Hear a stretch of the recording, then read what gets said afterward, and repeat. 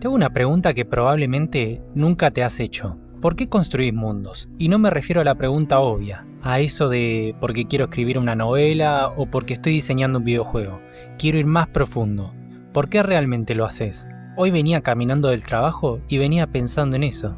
Venía pensando, ¿a qué se parece el world building? ¿A qué actividad se parece? ¿Hay algo que se le parezca? Porque si soy honesto, sospecho que muchos de nosotros llevamos años construyendo sistemas mágicos, idiomas inventados, mapas geopolíticos, genealogías, que no siempre verán la luz en un libro publicado o en una pantalla. La realidad es que espero que sí, en el fondo, pero es algo que venía pensando. Y aún así, esa inquietud de seguir creando, imaginando y construyendo sigue estando latente. ¿Eso nos convierte en una especie de bichos raros, entre comillas? ¿O hay algo más profundo ocurriendo aquí? Hoy vamos a tratar de hablar filosóficamente de algo que la comunidad del world building rara vez discute abiertamente, pero que todos sentimos quizás. La tensión entre el world building como medio y el world building como fin. Y voy a argumentar algo que quizás te sorprenda. Algo que va contra la narrativa dominante de la productividad y de la monetización, que el world building no necesita necesariamente justificarse siendo útil para otra cosa, que puede ser en sí mismo una actividad plenamente valiosa, es decir, un fin, y no un medio. Pero para llegar ahí necesitamos hacer un poco de filosofía. Tranquilo que vamos paso a paso. Empecemos por lo básico. En filosofía, cuando hablamos de medios y fines, estamos hablando de una distinción que viene desde la época de Aristóteles. Un medio es algo que hacemos para lograr otra cosa. Por ejemplo, estudias medicina para convertirte en médico. Entrenás para ganar una competencia. Escribís un borrador para publicar una novela. Por otro lado, el fin, en cambio, es aquello que buscamos por sí mismo, no por lo que nos da después. La felicidad, por ejemplo, la buscamos por ella misma, no para conseguir algo más. Es poco probable que alguien diga, quiero ser feliz para poder después lograr X cosa. La felicidad es el punto final. Yo quiero hacer todo lo que sea para poder ser feliz. Y una vez que sea feliz, eso constituye el fin. Ahora bien, ¿puede una actividad ser un fin en sí misma? La respuesta es sí. Y tenemos ejemplos cotidianos que lo demuestran. Pensá en tocar música. ¿A cuánto nos gusta tocar música? Claro, podés tocar la guitarra para convertirte en un músico profesional, eso lo entiendo perfectamente. Para grabar un disco, para ganar dinero, por supuesto. Pero ¿qué pasa, por ejemplo, cuando tocas la guitarra simplemente porque tocar la guitarra es hermoso? ¿Cuántas veces a la gente que toca un instrumento le gusta tocar porque sí? Está bien, a veces lo hacen para practicar, pero no siempre. Porque el acto mismo de crear sonido, de coordinar tus manos, de sentir las vibraciones de la música, es intrínsecamente valioso. Nadie te pregunta, ¿y para qué tocas la guitarra si no vas a dar conciertos? Nadie te dice que estás perdiendo el tiempo si aprendes a tocar una canción solo para escuchar cómo suena. O pensá, por ejemplo, no sé, en la jardinería. Podés cultivar plantas para vender flores o vegetales, pero millones de personas tienen jardines que no producen nada comercializable. Cultivan solo porque el acto de cultivar, de ver crecer algo, de conectar con la tierra, es significativo en sí mismo. Es lo que los filósofos llaman una actividad autotélica. Del griego auto, que significa propio, y telos, que significa fin o propósito. Una actividad cuyo propósito está en ella misma. Entonces, ¿por qué tratamos al world building diferente? ¿Por qué existe esa presión constante de que tu mundo debe servir para algo? Que si no publicás un libro, si no lanzás un juego de rol, si no monetizás tu contenido, entonces estás simplemente fantaseando, o perdiendo el tiempo, o siendo improductivo. Creo que la respuesta tiene que ver con algo más grande, con el espíritu de nuestra época. Vivimos en lo que el filósofo alemán Max Weber llamó la jaula de hierro de la racionalidad instrumental. ¿Qué significa esto? Significa que en la modernidad capitalista todo, absolutamente todo, debe justificarse por su utilidad, por su productividad, por su capacidad de generar resultados medibles. El valor de algo se mide por lo que produce, no por lo que es. De esta manera, con esta visión, estudiaste filosofía. ¿Y para qué sirve eso? Pasaste horas dibujando mapas. ¿Y eso te va a dar de comer? Típica pregunta de familia. Esta mentalidad instrumentaliza todo, convierte todo en medio. Y yo creo que el world building está cayendo en esa trampa. Nos dijeron que está bien construir mundos siempre y cuando lo hagas para algo productivo. Escribí tu novela, diseñá tu campaña de D&D, crea tu webcómic. El mensaje implícito es claro. Crear por crear no siempre es suficiente. Necesitas un producto final y necesitas justificar tu tiempo.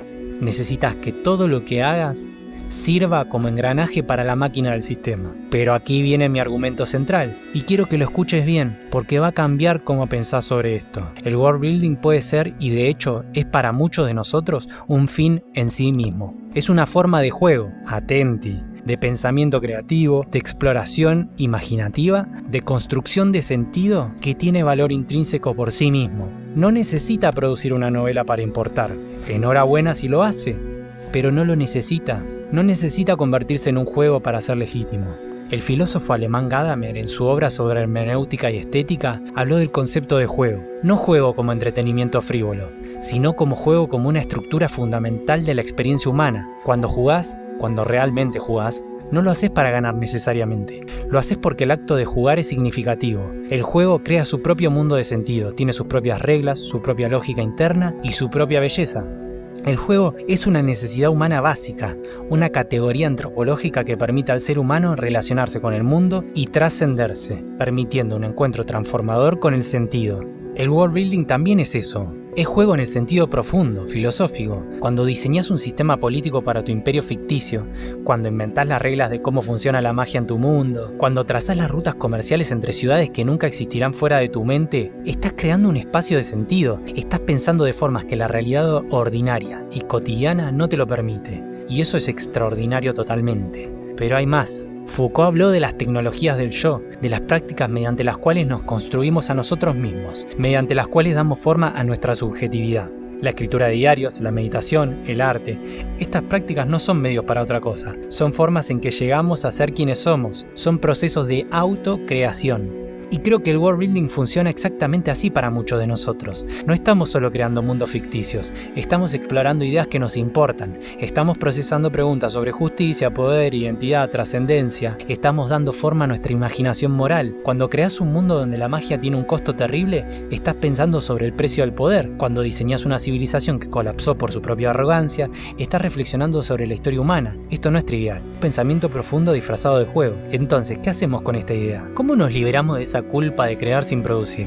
Primero, reconoce que el placer que sientes cuando estás en ese estado de flow perdido en tu mundo diseñando hasta el más mínimo detalle, ese placer es señal de algo importante, no es indulgencia, no es perder el tiempo, es la experiencia de una actividad autotélica y autorrealizadora. Segundo, date permiso para construir sin objetivo externo, para crear cosmologías que no hace falta en principio que sean publicadas, para inventar idiomas que te gusten y gusten a los demás, para dibujar mapas de lugares que no estén hechos bajo los parámetros del manual de juego de D&D.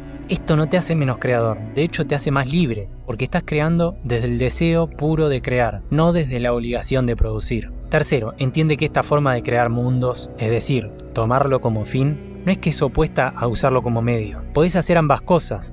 Podés tener proyectos que busquen publicación y proyectos que son tu búsqueda de placer y ocio realizador. Podés escribir novelas y también tener mundos que apreciamos los que participamos en esta comunidad. No son mutuamente excluyentes, son formas diferentes de relacionarse con la creación. Y aquí viene algo crucial que quiero que entiendas. Cuando liberás al world building de la presión de tener que ser útil, cuando lo dejas ser un fin en sí mismo, paradójicamente se vuelve mejor incluso como medio, porque creas con más libertad, con más audacia y con más honestidad. No estás pensando, por ejemplo, ¿esto se venderá o esto pegará? Estás pensando, ¿esto es interesante? ¿Esto es verdadero para el mundo que yo estoy creando? ¿Esto me representa? Y esa libertad produce trabajo más original, más genuino e incluso más poderoso. Los más grandes mundos de fantasía y ciencia ficción, los que realmente han perdurado, como por ejemplo la Tierra Media de Tolkien, no fueron creados primariamente como productos, fueron creados como exploraciones, como actos de imaginación profunda. Tolkien pasó décadas desarrollando las lenguas y mitologías de la Tierra Media antes siquiera de pensar en publicar. Lo hacía porque amaba hacerlo, porque era un fin para él. Entonces, volvamos a la pregunta inicial, ¿por qué construir mundos?